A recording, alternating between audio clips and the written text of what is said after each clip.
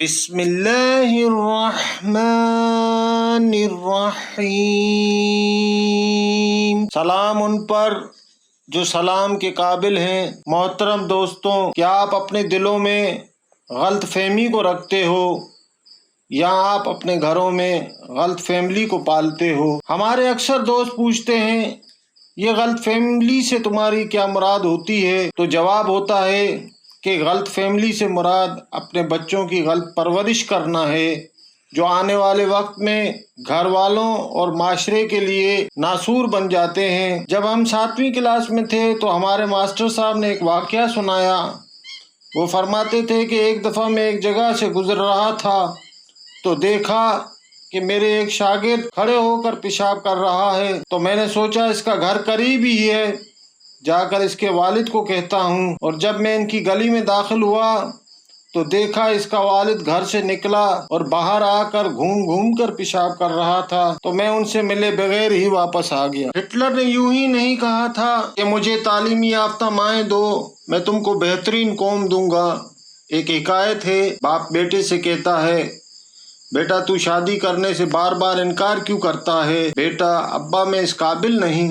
باپ، ابے نامرد ہے کیا؟ بیٹا، نہیں ابا، میری آمدنی اور تعلیم اس قابل نہیں میں شادی کروں۔ باپ، ابے گدھے کے بچے، جب میں نے شادی کی تھی تو میری کچھ آمدنی نہ تھی، اور دیکھ میں نے 11 بچے پالے ہیں اور سب کے سب تیری طرح جوان ہو گئے ہیں۔ بیٹا، ہاں ابا، ہم کو گدھے کے بچوں کی طرح ہی پالا ہے، وقت پر گھاس اور دانہ ڈال دیتے تھے۔ آج میں لوگوں کی بند موٹر سائیکل بنا کر اسٹارٹ کر سکتا ہوں، مگر اپنے بند ذہن سے سوچ نہیں سکتا کیا صحیح ہے کیا غلط۔ باپ، ابے کیا کوئی نشہ کر رہا ہے؟ بیٹا، ہاں ابا، دماغ کہتا ہے کچھ سوچو کچھ سوچو، اس کو چپ کرانے کے لیے پی لیتا ہوں۔ ابا، میں 15,000 روپے مہینے کے کماتا ہوں، اور 10,000 روپے مہینہ کمانے والے صاف ستھرے لڑکے اور ان کی گفتگو سنتا ہوں تو اپنے استاد کی گالیاں جو آج کل میں اپنے شاگردوں کو سکھا رہا ہوں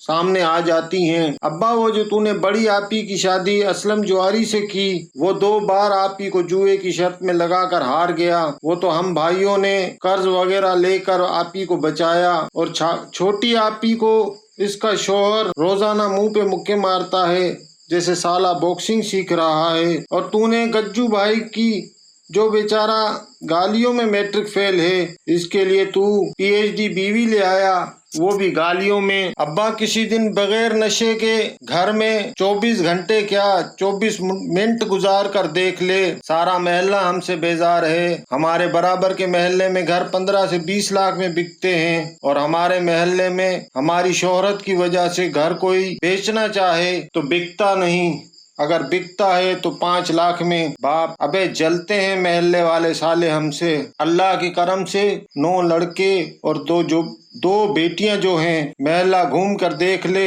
2-3 سے زیادہ بچے کسی کے نہیں۔ بیٹا، ابا گھومنے کی ضرورت مجھے نہیں تجھے ہے، آج دیکھ کسی کا بچہ ڈاکٹر ہے، انجینئر ہے، کوئی ماسٹر ہے، کسی کی بچی ماسٹرنی ہے، کوئی ہیلتھ ورکر ہے، کسی کا لڑکا دکان چلا رہا ہے، کوئی ٹیکسی چلا رہا ہے، کوئی پرائیویٹ نوکری کر رہا ہے، اور تو اور خالد مستری کی لڑکی تو پاک فوج میں بھرتی ہو گئی ہے۔ یہ لوگ صبح جب گھر سے نکلتے ہیں تو لگتا ہے انسان کے بچے نکل رہے ہیں، اور ہم نکلتے ہیں تو لگتا ہے گدھے کے بچے۔ ابا، تجھ کو غلط فہمی کھا گئی کہ زیادہ بچے ہونے سے جیت تیری ہوگی۔ ہاں ہوتی، اگر تو ہم کو تعلیم اور تہذیب بھی دیتا۔ ابا، تو نے غلط فہمی کو پال دیا، اب میرا تیرا سکون نشے میں ہے اور محلے والوں کا ہم سے دور رہنے میں، اور رہ گئی ماں، وہ تو شروع سے ہی زندہ لاش ہے جو نہ سنتی ہے نہ بولتی ہے۔ ابا، میری شادی کی ضد نہ کر، میرے جیسے جانور پہلے ہی بہت ہو گئے ہیں جن کو 2.5 سال 5 سال 10 سال